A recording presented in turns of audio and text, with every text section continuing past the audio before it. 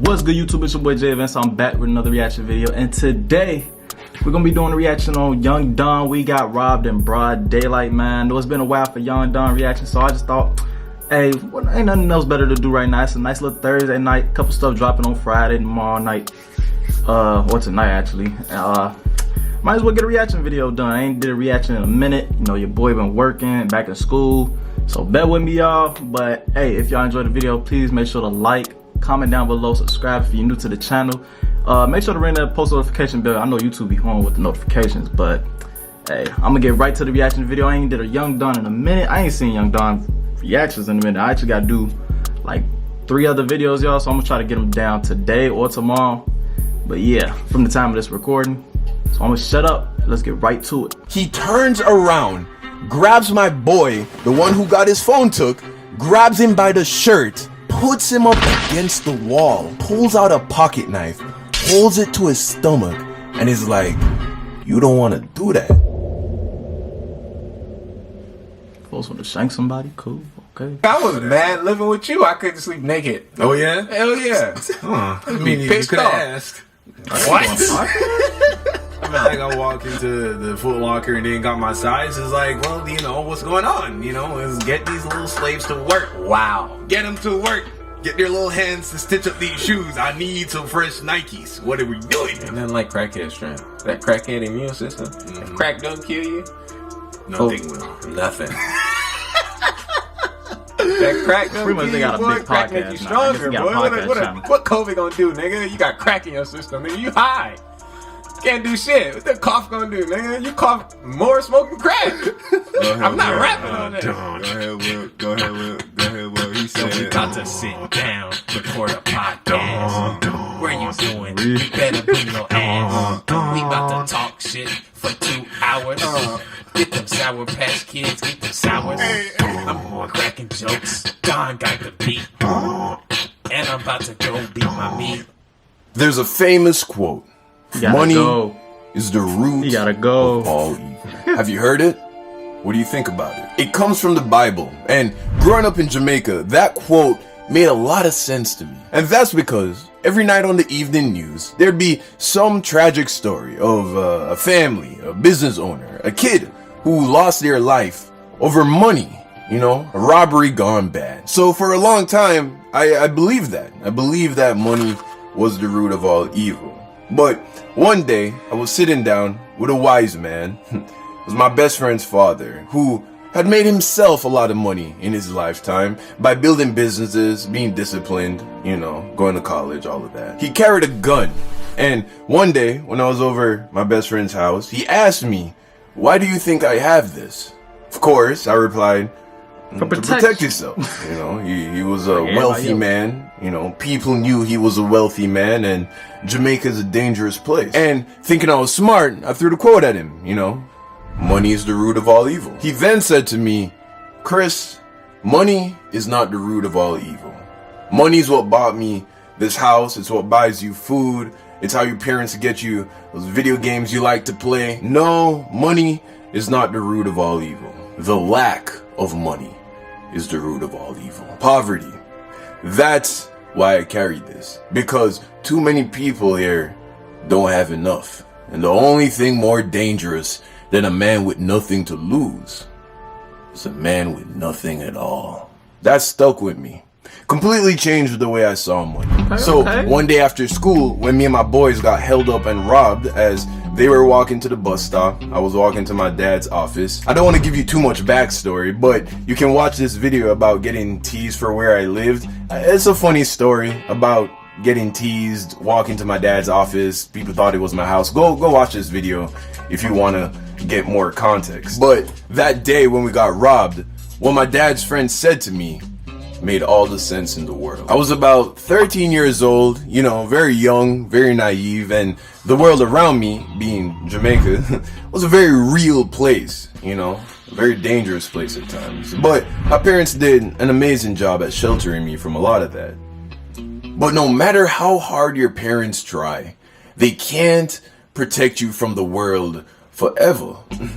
So I'm walking to my dad's office with two of my boys. You know, they're walking to the bus stop to take the bus to go home. So we're taking the usual route, and on the way to where we're going, we have to pass this other school.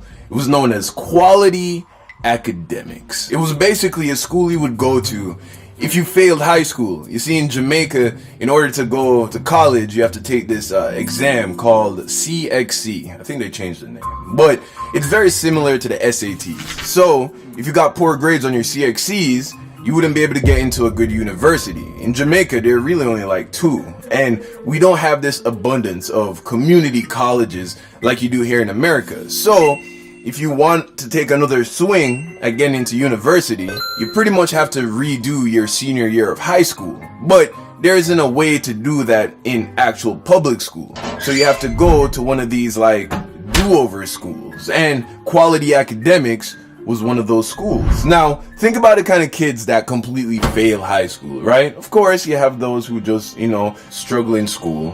Public school isn't always the best. But a lot of times, it's dudes that didn't take school serious because they were busy, chasing girls, ditching class. A lot of times, there were dudes who gave a lot of trouble. Very often, these kinds of guys, grew up in environments where they didn't have a lot, They grew up in the hood, grew up in poverty. So what do you get when you mix a kid who grew up without a lot in an environment that is often violent, who feels the pressure of having to look like they have more than they really do so that they can climb the superficial social ladder that is high school culture? You get the two dudes that were posted up down the street in the cut looking for an easy lick. I saw them as we were walking up the street, and I could tell from a distance that these guys were no good. Back when I was going to school in Jamaica, there was a certain look that all the tough guys had, the bad man look. Uniform was always iron crisp, shirt untucked. They take their baggy uniform pants to a tailor and get them tightly fitted. A lot of times their faces were bleached so they look more light skinned, and they always used too much gel in their hair, like to get it curly, but they did use too much. And, I just started walking the streets to get to my dad's office, so I saw them and I'm thinking, that don't look good, but it's three of us, it's two of them. Sure, they're bigger, they're older, but this kind of thing doesn't happen to me. Like it's something you hear on the news, it's something you hear happening to other people. I'm not gonna get pressed by no goons. So we're walking up the street, we're getting closer and closer, and then we pass them. So I'm like, okay, alright, good. We're good. So we walk past them, and me and my boys, we're talking, we're laughing, all is right with the world, and then I hear some footsteps quickly approaching us from behind. I turn my head, and now they're right beside us. As they're passing us, one of them leans into one of my boys, bumps him, and then keep walking. At first I didn't realize what happened, but it turns out when the dude bumped into my boy, he reached into his hoodie pocket and grabbed his phone. They must have saw when my boy had put his phone in his pocket before we passed them down the street. My boy's like, yo, they just took my phone. He had a new BlackBerry, and this is before the iPhone, all of that. Yo, this was when the BlackBerry was the iPhone, bro. Everybody wanted one. They were hard to come by. They were expensive. My mans must have saved up for a whole year just to buy that phone, bro. So now I'm shocked, and then my boy's like, yo, I gotta get by my phone. So without even thinking, we start to chase him. Now, to say chase is a bit much. It was more like a brisk walk because one, they weren't that far ahead because they weren't running away, and two, there was some hesitation, right? Because they were scary. I was scared. I will admit, I'd never been in a situation like this before. But we're in the heat of the moment, adrenaline is going, and I wasn't about to be the one friend that fell back in this situation. So we start to walk up to them. We get right behind them, and then one of the dudes, not the one who took the phone, the other one, he turns around, grabs my boy, the one who got his phone took, grabs him by the shirt, puts him up against the wall, pulls out a pocket knife, holds it to his stomach, and is like, you don't want to do that.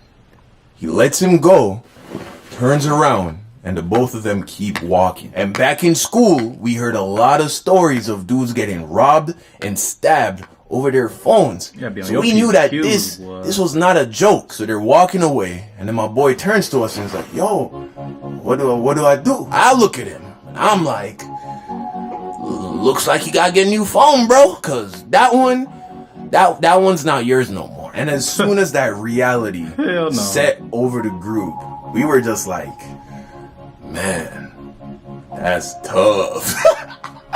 That was so wow. tough because there was nothing we could do. What were we gonna do? Call the police? This is Jamaica, bro. Ain't no police gonna show up and get back your phone, bro. That's gone. So we stand there for like another 5 minutes. And then we continue to walk. You know, my boys went to the bus stop. I went to my dad's office, and you know, that was that. You know, I told my dad about it, you know, because my dad grew up in the hood. So a small part of me was like, ooh, maybe my dad can like go get back the phone. I don't know.